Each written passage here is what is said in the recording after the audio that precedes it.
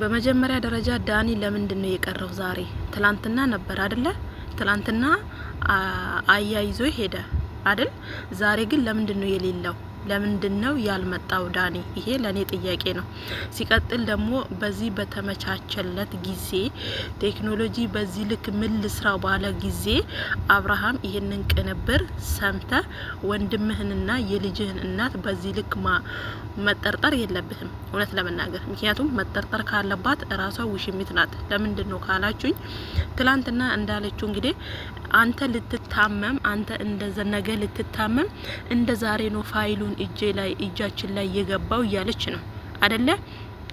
ይቺ ልጅ አንተ ነገር ልትታመም ዛሬ ፋይሉ እጇ ላይ ከገባ ለምንድነው አንተ አንድ ወር ሙሉ እንደዛ ዝም ፍዝዝ ስትል ምንም እንደማያቅሰው እየተመላለሰች ምን አድርጋችሁት ነው?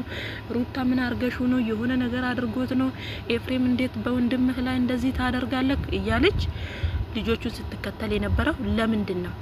ፋይሉ እጇ ላይ ካለ ይሄውና ፋይል እጄ ላይ ያለ እነሱ ያደረጉት ሴራ ይሄ ነው ብላ ለምንድነው ያላወጣችሁ? ለምንድነው ለነዴብ ለነቡዜ ያላሳየችሁ? ይሄ ቅንብር መሆኑን እያውቅ ካፌ ላይ ለምንድነው ፎቶ የተነሳችሁት? ይሄ ፎቶ የናንተ ነው የናንተ አይደለም። ማንኛውም ሰው የፈለገበት ቦታ ሆኖ ፎቶ መነሳት ይችላል አይደለም? ካፌ የፈለገበት ቦታ የፈለገት የመናፈሻ ቦታ የመዝናኛ ቦታ በቅንብር ደግሞ እቤት ቁጭ ብላችሁ ራሱ የተነሳችሁትን ፎቶ በተለያየ ቦታ ላይ ማቀናበር ይቻላል በምትፈልጉት ባክግራውንድ ማለት ነው። ገባችሁ አይደለ? በድምጽ ብትሉ በፎቶ ብትሉ የፈለጋችሁትን ባክግራውንድ ሰርች አድርጋችሁ ማቀናበር ይቻላል። ኤአይ ምን ልስራ ብሏል።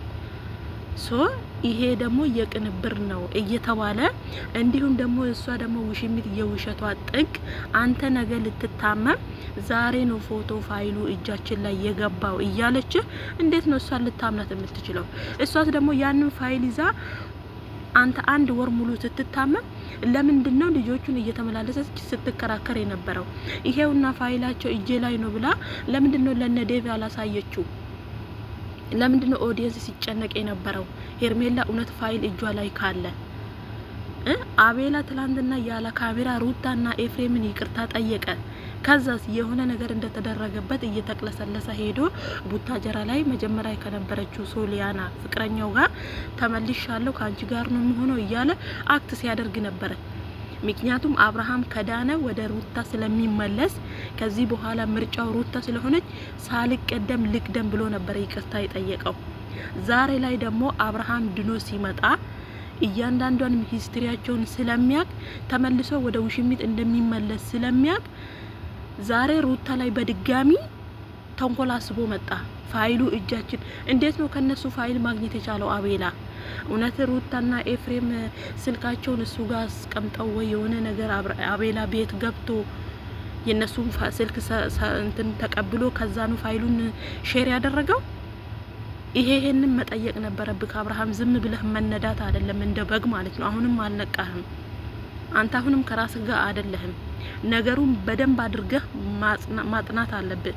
ሲቀጥል ደግሞ አንተ ራሱ ኦዲየንስ በዚህ ልክ የት ሄደህ ነው ድነህ የመጣከው? የት ቦታ ነው ያንተ መዳኛ? ከምንድነው ድነህ የመጣኸው? ፋይል ይታየን፣ ይለቀቅልን፣ ቪዲዮ ይለቀቅልን እየተባለ ቡዜና ዴቭ ነገሩን ድፍና አድርገው ግዴታ ሩታ ናት ምንድነው የሆነው ሩታ እያሉ ሩታ ላይ ለምንድነው ነገር እንደሚበረታው? የልጅህ እናት አይደለች እንዴ? ትላንትና መጥፎውንም ጥሩንም ጊዜ አብራችሁ አሳልፋችሁ አይደል እንዴ?